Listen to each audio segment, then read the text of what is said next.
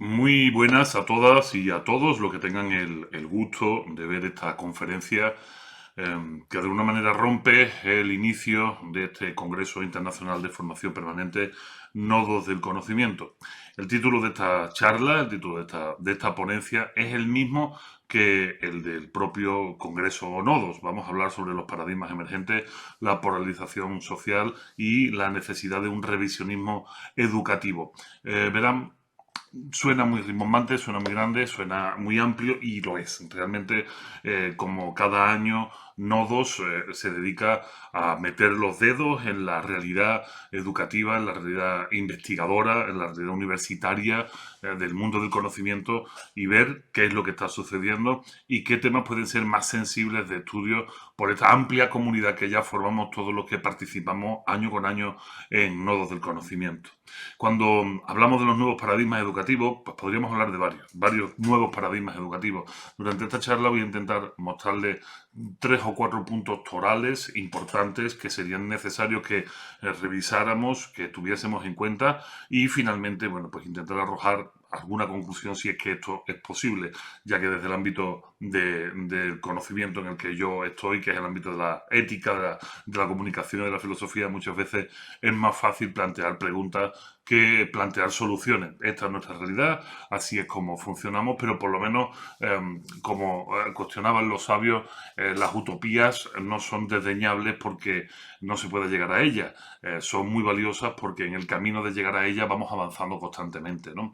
Así que, bueno, pues creo que no hay mejor excusa que esta para que empecemos a cuestionarnos algunas cosas, que empecemos a pensar y quizás a iniciar nuevas investigaciones de cara quizás a la próxima edición de Nodo. ¿Por qué no? ¿Por qué no lo hacemos? O viendo las ponencias que se están abordando en esta edición, pues ver cuáles pueden encajar o ayudarnos a desarrollar estos temas que hoy quiero plantear. Cuando hablamos de paradigmas emergentes, creo que hay un par de ellos que son fundamentales. De estos no, mira, hablar de paradigmas sé que es una palabra muy grandilocuente, pero en el fondo aparecen corrientes dentro del ámbito universitario, del ámbito académico, que se convierten en corrientes realmente fuertes, sobre todo cuando tienen una carga política detrás, adyacente a las mismas y que son las que impulsan. Hemos vivido en los últimos 20 años dos paradigmas emergentes muy fuertes. Uno es la educación en las TICs, en las tecnologías de la información y comunicación. Hemos visto como en cualquier centro de enseñanza, desde infantil hasta superior, han aparecido las tecnologías de la información y comunicación con muchísima fuerza. Se han habilitado, en un principio se habilitaban aulas de informática, posteriormente aparecían ya las redes Wi-Fi o Wi-Fi, dependiendo de en qué parte del mundo me estén escuchando, así les sonará mejor, redes de conexión inalámbrica para Internet y finalmente es muy difícil que entremos hoy en un aula universitaria y no encontremos gran cantidad de alumnos con tabletas o con ordenadores portátiles o laptops. Esto es algo común, esto es algo real, ya no le espanta a nadie y creo que sería muy interesante, ahora abordaremos el tema, hacer un análisis con respecto a esto, ¿no? Si realmente está dando los frutos que esperamos que dé, si realmente hay tal necesidad de una irrupción tan abrupta de las TICs en todos los ámbitos de la educación. Recuerdo desde primaria hasta superior ya tenemos presencia de las TIC, incluso en algunos países en infantil, con el uso de pizarrones inteligentes y este tipo de soportes audiovisuales, aunque entran más desde dentro de lo convencional, pero bueno, ahí están presentes. Haremos una pequeña reflexión sobre esto, sobre los cambios que sobre estos paradigmas que se habían convertido en eso, ¿no? Se habían convertido en ideas fuertes que regían toda una construcción educativa y como resulta que ahora en muchísimos países, y entraremos a hablar de eso, esto está cambiando. Otro de los paradigmas emergentes que quizás pudiéramos tocar y que va a estar muy relacionado o yo así lo voy a intentar relacionar, es con este auge en los últimos 15 años de la educación en emociones, ¿no? Cómo las emociones, el mundo emocional, han entrado con una fuerza demoledora dentro de las currículas, sobre todo de las educaciones infantiles y medias, ¿no? Como de repente infantil, secundaria, bachillerato, hay una necesidad absoluta del trabajo sobre las emociones. ¿Por qué? ¿Por qué ha pasado esto? ¿Cuáles son las causas que están motivando esta necesidad de implementación de profesionales para regular y para ayudar a sobrevivir en este mundo de tantas emociones? Y cómo esto también está calando en el mundo de la educación superior, ¿no? No somos ajenos a lo que nos dedicamos a la docencia o hemos dado clase en universidad, cómo esta cuestión de las emociones tiene muchísima fuerza, sobre todo siempre vinculada con la salud mental, que es un tema absolutamente serio en el que no cabe la mano blanda y no cabe el permitir o el concebir que esto es una moda, ¿no? Para nada es una moda, tenemos los datos encima de la mesa, son datos durísimos, cada país tiene lo suyo y no hace falta que entremos más. Otro de los grandes temas de este nodo del conocimiento, de este Congreso Internacional de Formación Permanente, bueno, pues es la polarización social, algo que desde los años 80 o 90 podría parecer una quimera pensar que sociedades fuertemente constituidas por estamentos de régimen económico, por supuesto, pudieran disgregarse, disociarse y pelearse de esta forma, donde ya no existe ningún tipo de conciencia de clase y donde el individualismo se ha convertido, bueno, pues en el paradigma, ya que estamos utilizando esta palabra, en un paradigma social, en una realidad social absoluta y que propicia precisamente esto, ¿no? Las polarizaciones. Vemos cómo estas polarizaciones están llegando al ámbito educativo, al ámbito universitario, al ámbito de la investigación. Vemos cómo los fondos, los modos, las maneras se están dirimiendo y hacia dónde están yendo. Países con un marcado activismo político como puede ser México, llega incluso a utilizarse el nombre de una universidad, perdónenme, pero tengo que hablar de eso, de una universidad como la UNAM para atacarla y decir que es una entidad que está relacionada con el neoliberalismo, por ejemplo, ¿no? ¿Desde cuándo se podía pensar que la Universidad Nacional Autónoma de México pudiera tener algún tipo de no solo de vinculación, que bueno, los profesores son libres de ejercer las ideas políticas y económicas que les vengan gana, pero hablar de la institución como tal, como una herramienta neoliberal para fraccionar la población, me parece una insensatez absoluta y finalmente lo que está haciendo es nuevamente apelando a lo que decíamos antes, ¿no? Al mundo de las emociones, no al mundo de la razón, que creo que es importante que empecemos a hacer una gran diferencia. Por tanto, estos temas como son, bueno, pues la cristalización de las TICs dentro del mundo de la academia, de la investigación, de la docencia, el aumento de la problemática de la salud mental relacionada con la mala gestión, aparentemente, del mundo de las emociones y la polarización social que ya nos está atacando al mundo de la academia, al mundo de la investigación. Creo que son tres patas fundamentales precisamente para abordar los nuevos desafíos del conocimiento, ¿no? Creo que es importante que seamos conscientes de estos problemas tal cual yo los acabo de poner encima de la mesa y que tamicemos el mundo de nuestras investigaciones y de nuestros trabajos individuales precisamente o colectivos precisamente sobre esta idea, ¿no? Cuidado, tengamos siempre presente estas tres patas de este extraño banco al que llamamos mundo del conocimiento, mundo de la investigación, mundo de la universidad, como quieran ustedes, y tengamos siempre presente en la cabeza que muchas veces quizás alguna de las cosas que estemos haciendo esté siendo fuertemente tocada por alguno de estos tres aspectos, por dos o por los tres, ¿no? Cuando hablamos de los paradigmas emergentes y hablo de las tecnologías de la información y comunicación, es importante que los que ya tengamos algunos años y que peinemos canas, nos acordemos de cómo en los años 90 aparecieron en las escuelas de enseñanza secundaria, bachillerato, media superior y superior, aparecieron las famosísimas aulas de informática, ¿no? La informática era una tecnología que marcaba una diferencia abismal entre una investigación o un trabajo, sobre todo a la hora de presentarlo, porque estamos hablando de una época donde había muy poco internet, muy poco acceso a la red, pero permitía presentar los trabajos de una manera mucho más ordenada, mucho más limpia y sin tener que tirar del Tipex, ¿no? De los borradores de las máquinas de escribir. Todavía recuerdo, tirando de memoria, cuando estando en la primaria, uno de los alumnos llevó el primer trabajo hecho a impresora, ¿no? En un ordenador, en una computadora, y como era una de esas impresoras antiguas de agujas que iban golpeando el papel, y el papel era un papel de estos perforados por los lados, ¿no? No sé si se acuerdan, si son suficientemente veteranos como para acordarse de eso.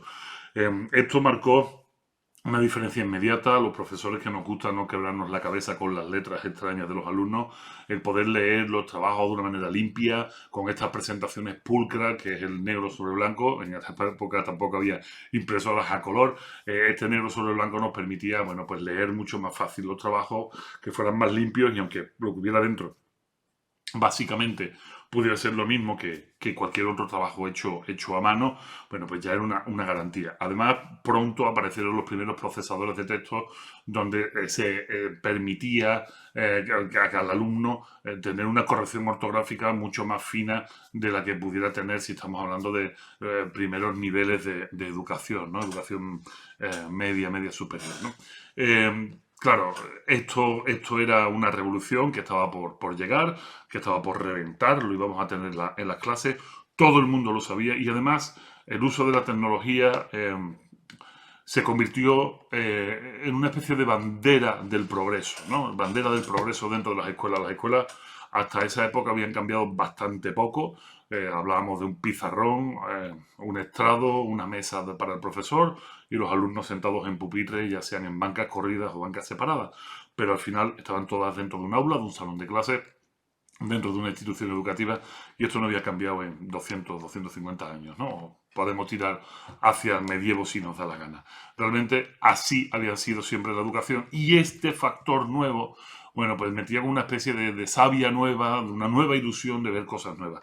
Pronto, ya en los años 90, empezó a popularizarse poco a poco el uso del Internet. No sé si se acuerdan ustedes el dineral que se gastaron muchísimos centros y muchísimos gobiernos en nutrir a los centros de educación de redes, ¿no?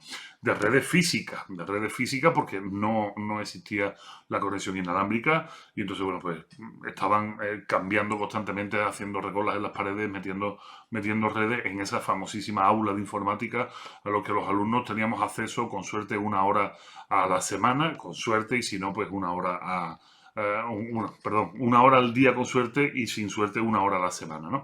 Podíamos entrar en esa aula de informática, teníamos algún taller de informática que nos enseñaban a utilizar el Word, el Excel, y con un poco de suerte empezar a hacer los primeros PowerPoint utilizando programas de edición tan sencillos como el Paint. Así funcionó. Era el paquete Office famoso, era eso que llamaron la ofimática, y se daba en talleres, y estaba, bueno, pues era necesario, porque hay que recordar que en aquella época tan solo conectar una impresora a un ordenador requería de mucho conocimiento, de mucha paciencia, y si no, de muchas horas de transcripción. No era tan fácil como puede ser ahora vincular un teléfono móvil a cualquier otro dispositivo de la casa, o incluso a un chat en un avión, ¿no? O sea, realmente las cosas eran diferentes, y se entendían que esos procesos pues había que empezar a practicarlos desde la escuela para que no fuéramos analfabetos digitales el día que saliéramos al mundo real, y que ya tuviéramos que usar este tipo de herramientas. Finalmente, con la irrupción del Wi-Fi o del Wi-Fi, esto se populariza, se democratiza la posibilidad que con un router sencillo pues se puedan conectar muchos más dispositivos. Es mucho más sencillo instalar este tipo de soporte tecnológico que abrir redes, ¿no? Que trazar redes físicas por las paredes de las aulas, con lo que hay una especie de democratización del Internet, de la posibilidad de Internet, y estas aulas de informática se convierten en reductos del pasado, muchas veces con computadoras muy añejas, porque es mucho más sencillo que los alumnos tengan pues sus tabletas, sus laptops, y que vayan con ellas al colegio. Yo recuerdo como tanto en España como en México, los países que, bueno, pues donde he vivido y donde me he desarrollado, las políticas gubernamentales de los estados o de las dos comunidades autónomas incidían muchísimo en regalar tabletas constantemente, en que los alumnos tuvieran este acceso cómodo, fácil a Internet y, bueno, de alguna manera se nos vendían constantemente los maravillosos parabienes de la informática y de la era digital o la era de las comunicaciones. Realmente nadie ha puesto un título concreto a este periodo, pero bueno, nos vamos moviendo por ahí, ¿no? La era digital, la era de las comunicaciones. Decía Isaac Asimov, allá por el año 1985 aproximadamente, en una entrevista maravillosa que le hicieron, decía Isaac Asimov que en el futuro, todo en el futuro es hoy. Para él el futuro es hoy, ¿no? El que falleció en el año 92. Él explicaba que en el futuro todas las casas tendrían conectividad entre sus propias computadoras con las computadoras de los vecinos, pero sobre todo él decía que era muy importante tener conectividad con las grandes bibliotecas. Pues él pensaba de una manera muy romántica que las bibliotecas iban a seguir siendo los nodos del conocimiento, de expansión y de difusión del conocimiento, y que las redes informáticas, que irían seguramente, él pensaría en los cables del teléfono o de la electricidad, muy al estilo Tesla, él pensaría que él pensaba que todas las casas iban a estar conectadas a estos grandes centros de conocimiento que son las bibliotecas. Él pensaba esto y además decía lo siguiente en la entrevista, pueden ustedes buscarla en YouTube. Él explicaba que esto iba a permitir que gente que no tenía acceso a un conocimiento que realmente le apasionara y le gustara, podría tenerlo. Y que siendo el ser humano curioso por naturaleza, esta facilidad de acceso a estas redes de comunicación y sobre todo de información, le iba a dar la posibilidad de convertirse en experto en aquellas materias que realmente le apasionaran, ¿no? Él pone un ejemplo muy norteamericano, muy gringo, decía que aquella persona que le guste el béisbol podrá entrar en la biblioteca, ver los resultados y las estadísticas de años atrás o del mismo año, ver cómo ha ido evolucionando la liga de béisbol. Y si ustedes no lo saben, bueno, pues el béisbol tiene un componente estadístico matemático muy fuerte, ¿no? Realmente los grandes apasionados del béisbol tienen esta pulsión, este gusto por la estadística, porque es realmente lo que hace pues, más complejo y más atractivo este juego. Y decía él que, claro, una persona que tenga acceso a grandes bibliotecas y que tenga este gusto por el béisbol y por la estadística, al final acabaría convirtiéndose en un gran matemático especialista en estadística, ¿no? Bueno, pues esto podríamos decir que es un ejercicio de ingenuidad. Igual que Sócrates era ingenuo cuando decía que toda persona que conozca el bien procurará siempre hacer el bien y no hacer el mal. De tal manera que, aun conociendo el mal, no lo hará sabiendo que lo está haciendo. Esto es de una ingenuidad manifiesta. Hoy en día, año 2024, nos damos cuenta de que aunque las tecnologías nos brinden posibilidades maravillosas como este Congreso Internacional de Formación Permanente y que nos une a nivel mundial, a nivel global, este ejercicio lo hacemos un porcentaje absolutamente reducido de la población. Esto no me lo estoy inventando yo. Resulta que más del 95% de la gente que tiene acceso a Internet se nutre de información que encuentra en redes sociales, no en fuentes fidedignas. Ya ni siquiera Google es el principal buscador de información. Los principales buscadores de información están dentro de las propias redes sociales y están absolutamente tamizados por los algoritmos de las redes sociales y por los intereses particulares de las empresas que manejan las redes sociales. Igual que a Google, tampoco nos sorprendamos de que esto funcione así. Y no lo digo yo, esto lo dice, por ejemplo, Harold Lanier, que me parece muy interesante que se acerquen a los libros de este gurú de la informática, que es uno de los padres de esta web 2.0, de esta web interactiva, de las redes sociales y que es hoy en día el principal detractor de las propias redes y el propio uso que se está haciendo del Internet. Realmente el uso que damos a las tecnologías de la información y de la comunicación, no a nivel académico, sino a nivel extraacadémico, es absolutamente lúdico, no redunda tanto en encontrar información fidedigna y de calidad, sino en pasar tiempo entretenido, consumiendo la información que nuestro propio algoritmo absolutamente personalizado nos está echando a la cara. Yo sé que esto es una generalización. Y las generalizaciones suelen molestar bastante porque siempre habrá quien escuche y me diga no, yo no, o mis hijos no.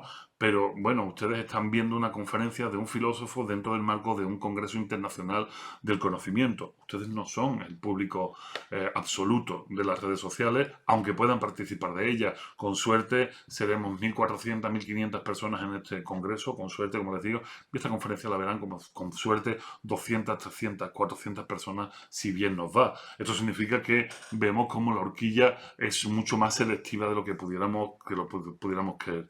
Además, el mundo de la política con respecto a la educación se volcó de una manera fáctica en dotar de infraestructuras tecnológicas. Quizás también se abrieron algunas plazas para esos famosos profesores de tecnología o de taller de informática, pero básicamente era una forma de acallar conciencias, el decir que estaban regalando tabletas, que estaban metiendo wifi en los colegios, que estaban dotando de infraestructura de las tecnologías de la información y la comunicación a los colegios, y no quizá tanto de libros o de otros enseres necesarios, o de más profesores o de mejores instalaciones físicas, ¿no? Nos volcamos en esto. Aquí hay cualquier tipo de interpretación posible, desde, bueno, ya se lo pueden ustedes imaginar, ¿no? Desde jugosa mordida al erario público gracias a dotar de una infraestructura cara a los colegios, hasta, bueno, las mejores intenciones del mundo. Lo que ustedes quieran ver, lo van a encontrar. Si escarbamos, vamos a encontrar absolutamente de todo, desde casos de éxitos de alumnos que tienen por fin acercamiento al conocimiento en lugares muy despoblados, muy remotos del planeta, a casos sangrantes de encontrar cómo las tabletas regaladas por los gobiernos se vendían al día siguiente en los mercadillos de cualquier otra ciudad, haciendo que el precio de las mismas se cayeran por los suelos y ni siquiera se pudieran vender, ¿no? Porque se habían regalado por cientos de miles, ¿no? Imagínense qué situación el dotar de este tipo de infraestructura a poblaciones, no que no lo valoren, sino que tienen otras necesidades mucho más acuciantes, como pueden ser necesidad de comer o de beber o de dormir caliente, y ven en eso no un aparato que va a mejorar la vida de sus hijos, sino la posibilidad de comer caliente ese día, ¿no? Pues obviamente el hambre aprieta y esto es lo que se hace. Y eso es muy mal ejercicio. Además, dentro del ámbito de la educación privada, cuando llevamos a nuestros hijos a un centro educativo privado, lo primero que nos enseñan es su maravillosa red tecnológica, ¿no? Nos enseñan la cantidad de aparatos tecnológicos que tienen, sobre todo de estas tecnologías TICs, a las que llamamos nosotros los docentes, y no es poco común que cuando metamos a nuestros hijos en este tipo de centros educativos tengamos que hacer el primer desembolso en comprar pues, un ordenador portátil de alta gama, una tableta de alta gama y además con las especificaciones que el propio centro nos está dando para que estemos todos dentro de eso que ahora llaman los hábitats tecnológicos, ¿no? O sea, que si es de Apple, todos se gastan el dinero en Apple, o si es de cualquier otro, pues todos se gastan el dinero en cualquier otro. Normalmente esto es algo que nos encontramos de manera constante cada vez que nos adentramos en el mundo de la educación privada, porque es de alto estatus decir que toda esa información la tienen en digital y que no usan ya papel, que no, porque es psicológico, que no usan ya papel, que no usan libros, porque claro, teniendo toda la información en sus tabletas, en sus dispositivos, pues ¿para qué van a hacer uso de esto? Verán, el problema, igual que con el trabajo, es que el cerebro del ser humano, yo se los planteo de esta manera, nuestro cerebro no es capaz de disociar cuando estamos trabajando de cuando estamos viviendo y divirtiéndonos. No lo puede disociar, el cerebro no entiende que hay 8 horas para trabajar, 8 horas para vivir y 8 horas para dormir. Y de hecho, no lo solemos cumplir nunca nadie de esa forma, ¿no? De tal manera que si nuestro cerebro es incapaz de disociar una cosa de otra, el uso que hacemos a las cosas dentro del ámbito laboral, que podría ser en el caso nuestro el ámbito educativo y el ámbito doméstico, nuestro cerebro tampoco va a disociar. La aparición de las tecnologías de la información y la comunicación llegaron de igual manera, irrumpieron de igual manera tanto en el ámbito doméstico como en el ámbito educativo. Y esto lo tenemos tontos seríamos si no nos diéramos cuenta de esto. Ahora mismo hay más teléfonos móviles en el mundo que habitantes tiene el planeta. Hemos superado por amplia mayoría los 8.000 millones de habitantes que somos por dispositivos celulares, ¿no? Dispositivos de teléfono. ¿Esto qué significa? Bueno, pues que el buen uso reglado que se debe de dar a estos dispositivos en el centro, donde siempre hay un tutoraje por parte de los profesores, ya repito, estemos hablando de primaria o estemos hablando de universidad, este buen uso que se debe hacer a estas tecnologías cuando aparecen en casa, bueno, pues inmediatamente al de usarse el alumno estas tecnologías en su casa, en su clase, pues la familia entiende que está perfectamente legitimado que lo use también en casa. Oye, pues si lo usa en clase, ¿por qué no lo va a hacer no lo va a usar en casa? Sin embargo, en casa no tiene en ningún caso el tutoraje que pueda tener en el ámbito educativo. Los padres ven al niño con su dispositivo, al adolescente con su dispositivo, al joven con su dispositivo y no le presta la menor atención, porque además también se beneficia de los parabienes de la tranquilidad que le da el no tener que estar siempre encima de su hijo o de su hija, porque bueno, está bastante entretenido con eso. Verán, si ustedes me dijeran con datos, si ustedes tuviesen los datos seguros, los datos positivos del maravilloso avance que hemos hecho a nivel cognoscitivo, a nivel de memorístico, a nivel de creación, a nivel de comprensión lectora, a nivel de escritura, si quedaran patentes y fueran muy marcados estos éxitos a lo largo de estos últimos veintitantos años de TICs, de implantación de las TICs, de este paradigma emergente de las TICs dentro del ámbito educativo, bueno, pues entonces habría que revisar más bien el uso que se está haciendo, el mal uso que se está haciendo de estas tecnologías fuera del ámbito educativo, pero preservarlas en el ámbito educativo. Sin embargo, el único estado que ha sacado, el único país, estado en este caso, que ha sacado una información fidedigna, con retrospectiva de más de 20 años, ha sido el estado de Nueva York. El estado de Nueva York sacó unos informes hace ya algunos meses, por el cual hacía un estudio retrospectivo de los avances que los alumnos debían de haber tenido por el uso de las TICs. Allí, en el estado de Nueva York, la aparición de las TIC fue hace más de 20 años, por lo tanto, han podido hacer este estudio en retrospectiva de estos supuestos avances y estas herramientas han debido de favorecer en qué a sus alumnos en 20 años. Pues resulta que los estudios son absolutamente deprimentes.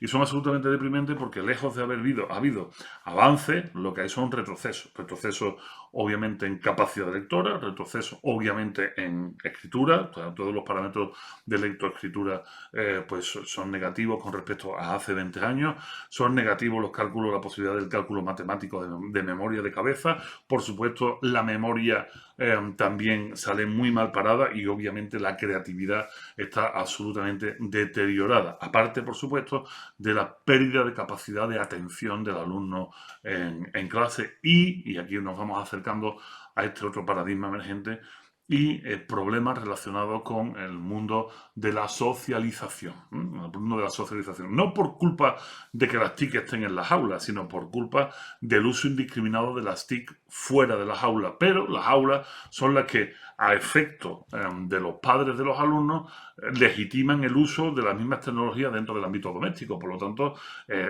nadie se preocupa de que el niño pase o el joven pase horas y horas conectado a internet, ya sea en su laptop, ya sea en su teléfono, ya sea en su tablet, porque bueno, pues en el colegio, en el instituto, en la universidad están también conectados a eso.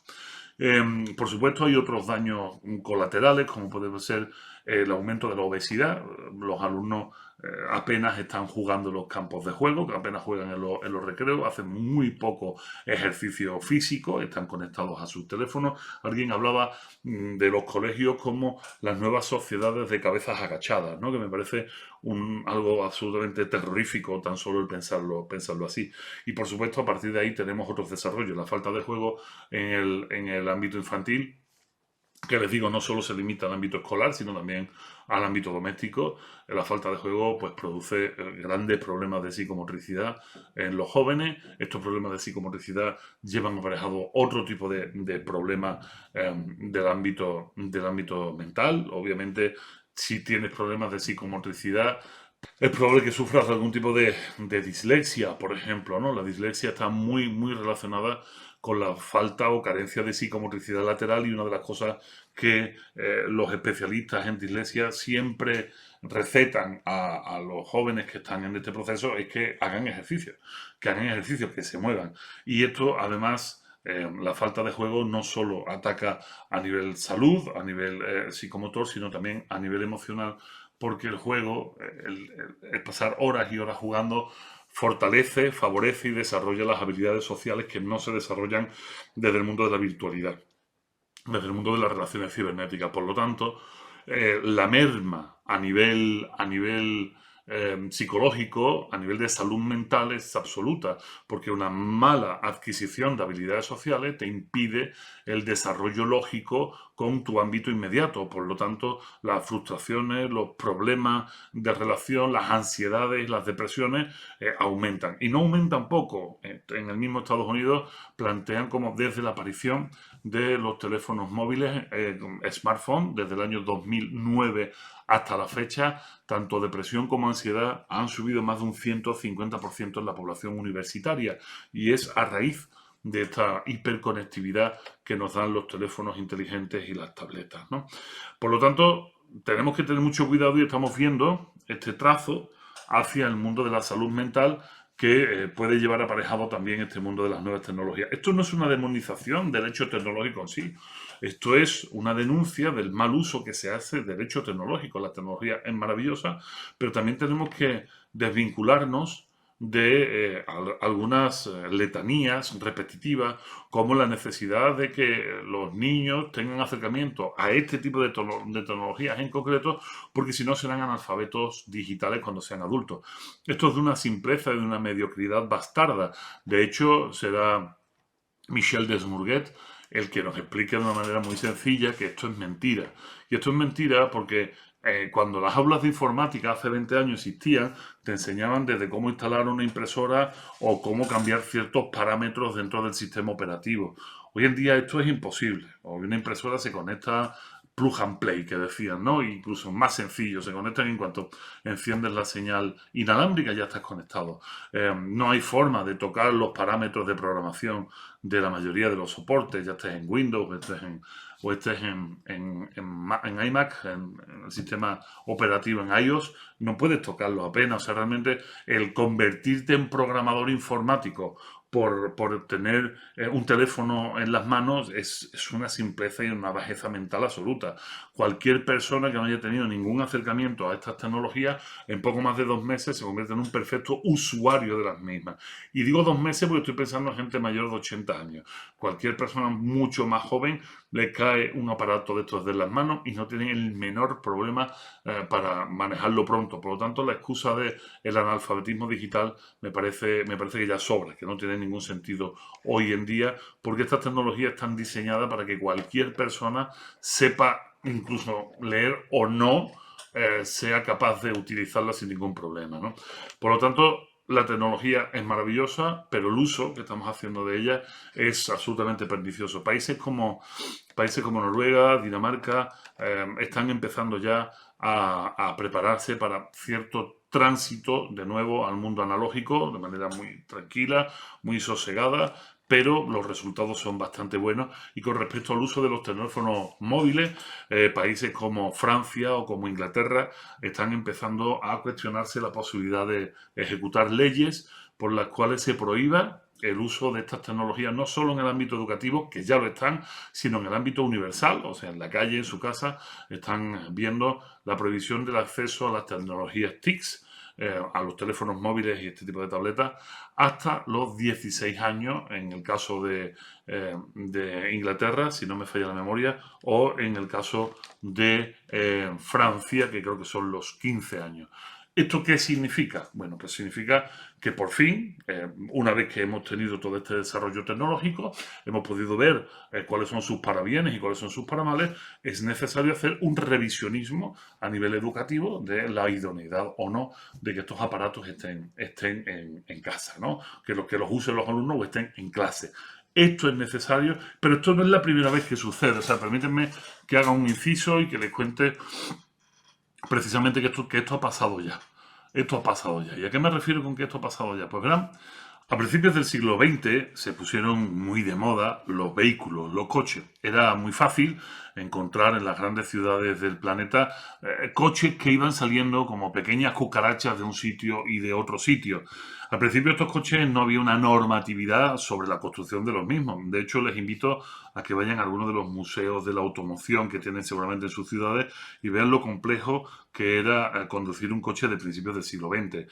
Abundaban las palancas, los pedales, había coches que tenían el volante a la izquierda, otro volante a la derecha, otro volante en el centro y había incluso algunos que no tenían volante, que tenían unas especies de palanquetas para poder moverse. Unos se movían con tracción eléctrica, otros con tracción de motor de gasolina, algunos muy al principio con motor de vapor. No había, como digo, una normatividad en el aparato, pero tampoco había una normatividad en el uso. Las ciudades se fueron llenando cada vez más de más y más vehículos. Algunas ciudades habían prohibido desde el principio la entrada de los vehículos en ellas. Otros simplemente adoptaron, bueno, pues las leyes y las costumbres del tránsito agropecuario, igual que si fueran caballos o coches de caballo.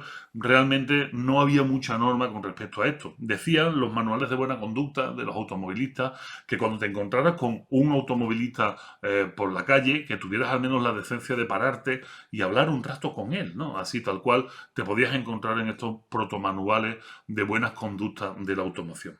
Pocos lustros después, los muertos ya se podían contar, ya los accidentes eran absolutamente habituales, aparecen los reales clubes de automoción para intentar regular estas cosas, aunque se entretenían más en carreras locas que en este tipo de gestiones, y fueron los gobiernos de cada uno de estos países y de estas ciudades quienes tuvieron que empezar a implementar sus reglas.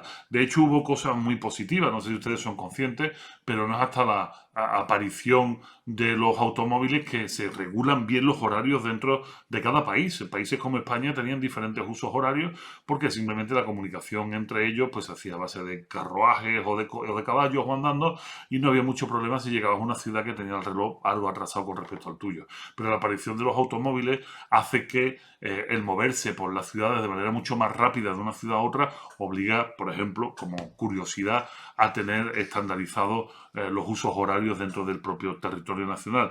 Pero no solo eso, a partir de esta aparición masiva de coches es cuando tienen que aparecer las primeras reglas de tráfico. Y estas reglas de tráfico van de la mano de nuevas acciones. Recuerdo que en 1948 el automóvil Tucker 48, también llamado Torpedo, apareció con grandes innovaciones en el ámbito de la seguridad. Fue el primer coche que de manera estándar, o sea, de fábrica, ya traía cinturones de seguridad, unos cinturones de seguridad de 2 puntos de anclaje a la cintura, aquellos primeros cinturones de seguridad. ¿Sabéis qué pasó cuando salieron estos cinturones de seguridad? Que la publicidad que hicieron las otras marcas de automóviles fue qué inseguros deben ser estos coches para que vayan con cinturones de seguridad. Así funcionaba el mundo del marketing, el mundo de la propaganda, el mundo de la comunicación, pero finalmente al final todos los países del mundo tuvieron que optar por cinturones de seguridad de 3 puntos, patentados por Volvo y regalados al mundo esta patente para que se pudiera estandarizar. Al final todos los países del mundo establecieron normas muy severas de tráfico, exámenes de conducción. En España, por ejemplo, en Europa, tienes que pasar un examen teórico y otro práctico y además acreditar una serie de clases prácticas con un tutor. Esto es muy importante para poder tener tu licencia de manejo, tu carnet de conducir, además a un alto precio, por menos de 1.000 euros no lo vas a conseguir jamás en España. Y en todos los países del mundo se establece una edad mínima para empezar a conducir. La mayoría asumen que los 18 años, la mayoría de edad es la que se debe de establecer, y hay pues toda una serie de normativas con respecto a quien rompa eso, incluso teniendo penas de cárcel si en el uso indebido de un vehículo, ya sea por alcoholismo, por falta de licencia, porque te hayan quitado la licencia o porque seas menor de edad, pueden llevar aparejadas, según el delito que cometas, hasta penas de cárcel. ¿Por qué cuento todo esto? Bueno, pues porque no es la primera vez entonces que la tecnología nos pasa por encima. Y nos pasa por encima de manera tan abrumadora que finalmente con los años, viendo el desarrollo que esta ha tenido y viendo los parabienes y sobre todo los paramales, tenemos que regularla, tenemos que normarla. Esto no es grave, esto no es ningún problema, esto no es una pérdida de libertades si entendemos por casualidad del destino de que esto es una pérdida de libertades, entonces lo que tenemos que hacer es una refundación del concepto de libertad. El concepto de libertad no es el hacer lo que uno quiera con lo que quiera y no privar a nadie de posibilidades. Yo creo que nadie en su sano juicio le pone a sus hijos en las manos una pistola, ¿no? Nadie en su sano juicio le pone a sus hijos en las manos, yo qué sé, una papelina de heroína. Nadie en su sano juicio quiere el mal para sus hijos, quiere el mal para los menores. Bueno, pues hemos descubierto con sesudos informes, estudios e investigaciones que el efecto de las pantallas en nuestros jóvenes, la sobreexposición a las pantallas no es bueno, trae toda esta serie de prejuicios que hemos estado diciendo durante este tiempo de esta charla, de lo que ya llevamos dado, y llega el momento de generar toda una normativa, una estandarización también del uso. Esto es súper importante. Esto obligará a las empresas que dan servicios y a las empresas que dan los propios dispositivos a regular y a normar, pero convenientemente. Yo sé que si viviéramos en el mejor de los mundos posible, cosa que no es verdad y que sabía muy bien Voltaire cuando escribe El Cándido, si viviéramos en ese mundo ideal, que tuviésemos todo el tiempo del mundo para que los profesores se formaran y pudieran explicar convenientemente el uso de las reglas de las redes sociales y de las tecnologías TICs a sus alumnos, que los padres además pudieran dar cursillos de formación y saber cómo invitar a sus hijos a un correcto uso de las tecnologías, si además las empresas tuviesen la dignidad y la buena ética de hacer unas normativas seguras y firme para evitar el ingreso de los jóvenes a las redes sociales con menos de 14 o 15 años, o que se paliara la posibilidad de entrada a consumir porno con 9 años, que es la edad de acceso actual que tenemos a la pornografía, a los 9 años de edad. Imagínense las consecuencias que esto tiene, ¿no? Porque, bueno, pues el porno no es más que una objetualización del sexo, una banalización de las emociones y de los sentimientos, una pulsión más animal que humana, que simplemente pues va a dar placer a determinados momentos concretos a quien lo consume, pero esto no es la norma, esto no es la vida no es el porno, la vida de las relaciones amorosas, emocionales y de amistad, nada tienen que ver con el mundo de la pornografía, y sin embargo los más chicos con 9 años ya están entrando y conociendo el mundo de la sexualidad a través de los ojos que le brinda la pornografía. Por lo tanto, no hay que alarmarse, no hay que preocuparse, no es una tristeza el tener que legislar, el tener que normar, el tener que generar marcos de desarrollo de estas tecnologías, y si es necesario en el mundo de las aulas el eliminarlo en ciertas medidas y volver al mundo analógico, dejando estas aulas de informática que son necesarias para que los alumnos sigan teniendo el acercamiento y el uso de los diferentes hardware y software que nos prestan la informática, pues es fantástico. Y no creo que esto sea una merma y sea un problema. El problema será simplemente en los miles de millones de dólares y de euros que se han gastado muchos gobiernos en estos esfuerzos que al final han servido de bien poco, porque los informes PISA están ahí y vemos que hay un problema serio en el desarrollo de lo mismo en la mayoría de los países, ¿no? Por lo tanto, aunque la tecnología esté presente en todos los países, las tecnologías no están ayudando como pueden ayudar a otros países en los informes PISA. Hay algo por detrás que está presente, hay una metodología académica y de investigación que está supliendo esto, y simplemente esto es una cuestión de ensayo y error. Decía un buen amigo mexicano con respecto a las teorías de la educación, me decía en cierta ocasión que aquellos países que muestran modelos que son un acierto, no solo a nivel de informes PISA, ¿no? sino a nivel de desarrollo emocional, a nivel de desarrollo cognitivo de todo tipo, a nivel de desarrollo afectivo, aquellos modelos que puedan ser un éxito, no hay que imitarlos, ¿no? Él decía que simplemente hay que copiarlos. Me parece mucho más interesante, sí, copiar, de alguna manera también nacionalizar este tipo de cosas con respecto a las idiosincrasias propias de cada país, pero no irse mucho de cómo funciona. ¿Por qué la última pata de esto es la polarización social? Creo que es obvio. Creo que si lo habéis seguido durante toda esta charla, veréis que la polarización social, aparte de que responde a intereses macros, de macroestructura, no de infraestructura, sino de macroestructura, grandes órdenes mundiales a nivel de empresas transnacionales y este tipo de magnificencia que se nos escapa muchas veces de nuestras capacidades, es un lógico desarrollo de la población. La polarización social va de la mano de la pérdida de pensamiento crítico con respecto a nuestras acciones como sociedad. Estamos viendo la pérdida de relaciones sociales en nuestros jóvenes, pero también en nuestros adultos. No olviden ustedes que los primeros que nos volvemos tontos con esto somos los adultos y se los pasamos a nuestros jóvenes y no vemos entonces el mal en ellos porque los dos estamos consumiendo lo mismo, además se lo pagamos nosotros, ¿no? Este tipo de tecnología, lo único que hacen, que usted sea experto en comunicación, estará de acuerdo conmigo, es redundar en los diferentes sesgos de confirmación de cada uno de los usuarios. Estar mucho tiempo navegando por redes sociales en Internet lo único que hace es reforzar las creencias que tú ya tienes. No te dan una perspectiva diferente porque no están diseñadas para eso.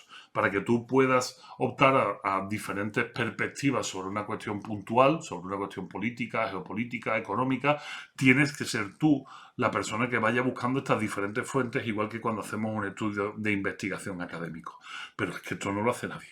Es que, verán, el grueso de la población no se dedica a hacer eso, ni siquiera mucha gente en el mundo académico se dedica a hacer eso, simplemente acepta los titulares tal como se les escupen a la cara desde plataformas como Twitter, X, Instagram, Facebook, la que tú quieras, y su algoritmo está perfectamente ajustado a sus sesgos de confirmación y al final se produce aquello que decíamos antiguamente de la cámara de eco, ¿no? O sea, simplemente resuena el gusto de mis pensamientos, pero no hay realmente una posibilidad de pensamiento crítico que esto solo te la aporta, según definición, el conocer las otras realidades y ponerla en juego con la realidad y la percepción que tú tienes. En este juego de percepciones de pensamiento es donde aparece el pensamiento crítico. Pero si no existe este juego, si solo existe una unitelaridad, o sea, solo estamos atacando desde un sitio, entonces no va a haber posibilidad ninguna de pensamiento crítico, va a haber solo un pensamiento único que damos por bueno pues porque es el nuestro, pero en ningún momento estamos aceptando la posibilidad de que el otro o los otros puedan tener razón, ¿no? Entonces, ¿qué sucede? Bueno, pues dejamos de pensar con la cabeza y aquí quiero referirme al bueno de Platón, ¿no? Dejamos de pensar con la cabeza y empezamos a sentir.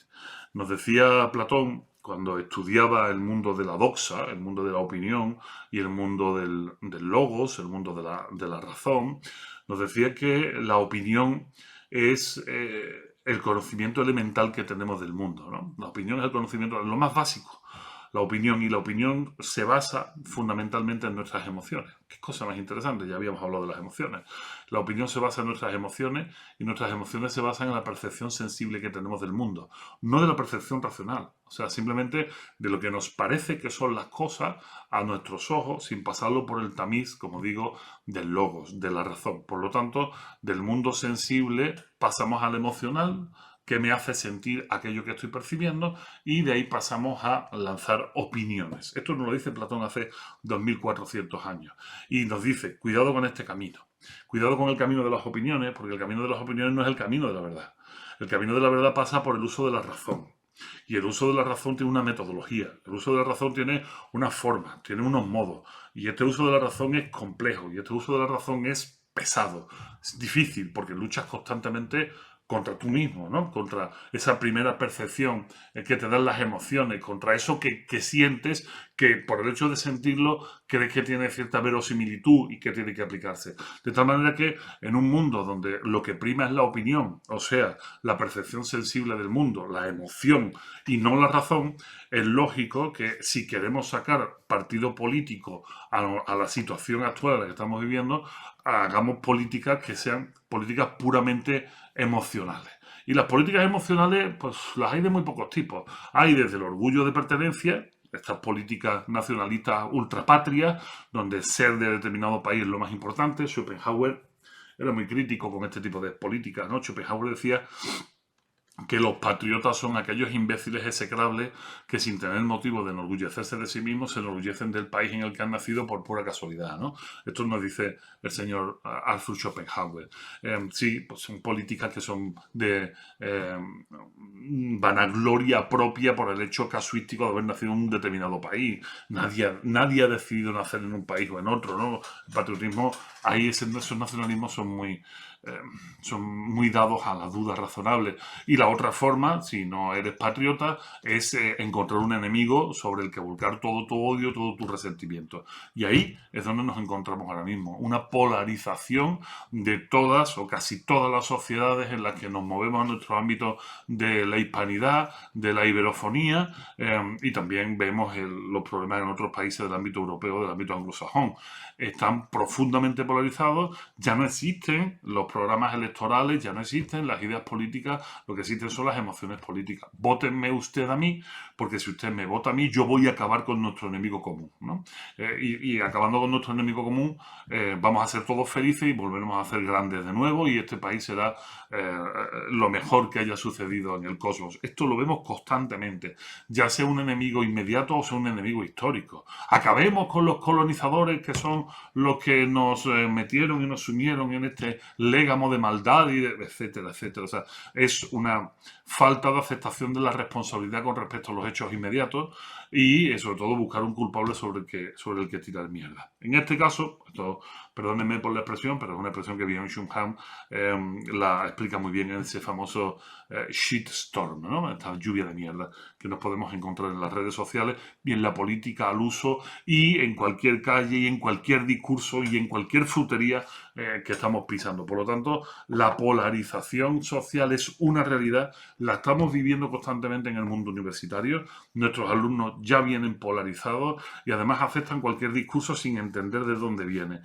Casos de alumnos situados ya en las extremas derechas en Europa que vienen de clases populares, de clases sociales obreras o incluso de clases marginales, algo que no tiene sentido ninguno. Era como aquel espíritu de rebeldía punk de los años 70 donde algunos llevaban la esvástica y la hoz y el martillo, los dos juntos simplemente porque eran símbolos que generaban cierto rechazo o cierta pesadumbre o incluso miedo, ¿no? Bueno, pues ahora estamos viendo este auge de los movimientos más sectoriales, más radicales de la población, sin que ellos mismos entiendan de dónde vienen. Incluso vemos ciertas radicalizaciones de izquierda en los ámbitos más ricos de la sociedad, en los jóvenes de los ámbitos más ricos de la sociedad, donde pueden mantener discursos absolutamente execrables sobre ideologías no solo comunistas, sino estalinistas más rancias y más autoritarias, y sin embargo tienen los estómagos muy agradecidos y son personas que no tienen el más mínimo problema económico porque le pertenecen a una élite social, ¿no? Eso es polarización, eso es falta de pensamiento crítico, eso es una imposibilidad de avance, pero además, como decía, está permeando en la educación y está permeando en nuestras propias estructuras, ¿no? En las propias estructuras académicas nos encontramos también esta misma polarización que me parece una absoluta estupidez si queremos seguir avanzando en el mundo del conocimiento, en el mundo de la razón y de la investigación, ¿no? Polarizarnos y ahora entender que ciertas líneas de investigación son de una ideología y ciertas líneas de investigación son de otra, perdónenme, esto no tiene sentido ninguno. El ejercicio que se está haciendo, por ejemplo, y soy muy puntual en este tema, con la manipulación política, perdónenme, de la leyenda negra, de la historia famosa de la leyenda negra, por parte de las derechas, no solo españolas, sino también de la propia América Latina. Esta manipulación de la reivindicación constante en contra de la leyenda negra, pero también por la otra parte, la asunción de la barbarie de la colonización, según los parámetros establecidos por la propia leyenda negra de manos de los holandeses, franceses e ingleses durante el siglo XVIII y XIX, como una campaña de las izquierdas en contra de unas personas que murieron hace 200 años, esto no tiene sentido ninguno. Y esto lo único que hace es convertir a la historia en un monigote de la política, en una mala versión de la historia, en una perversión que no tiene sentido ninguno y que debería de ser estudiado desde el más absoluto de los rigores y con las emociones absolutamente fuera de toda duda. ¿Por qué? Porque normalmente las emociones sí es la forma elemental de conocimiento humano, pero es absolutamente arbitrario y falso, no responde a la razón, que es lo que aquí estamos buscando. Por lo tanto, creo que se ha trazado bastante bien el nexo que existe entre estos paradigmas emergentes, la polarización social y la necesidad de un revisionismo educativo. Claro que tenemos que hacer una revisión con respecto a las TICs dentro del ámbito de la academia, del ámbito de la investigación, una revisión con respecto a los problemas de salud mental y de emociones y mala gestión de la misma y que conlleva también el desgrane y el cómo se va destejiendo lo que siempre ha sido la universidad. La universidad, por definición, la universidad no es más que la unión de alumnos y de profesores, pero con estos problemas agregados de salud mental vemos como esta unión de alumnos también se va viendo, se va separando, vemos como cada vez hay menos fuerza y menos capacidad de trabajo colaborativo, de trabajo participativo entre ellos, o sea, hay una individualización muy marcada de las trayectorias académicas y esto pues es un problema a largo plazo porque, o a medio plazo, porque todos tienen que trabajar en el ámbito de la cooperación, de las empresas, de los gobiernos, de las estructuras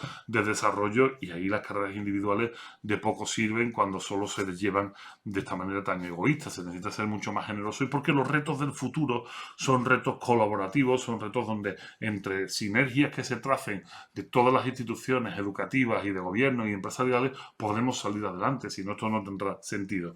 Por lo tanto, solo un retejido social nos va a permitir luchar contra esta polarización política y social que también estamos viviendo y por lo tanto creo que desde este Congreso Internacional de Formación Permanente Nodos del Conocimiento es muy importante que nos hagamos eco de esta necesidad de revisión educativa y que abordemos convenientemente los desafíos del conocimiento. Muchas gracias.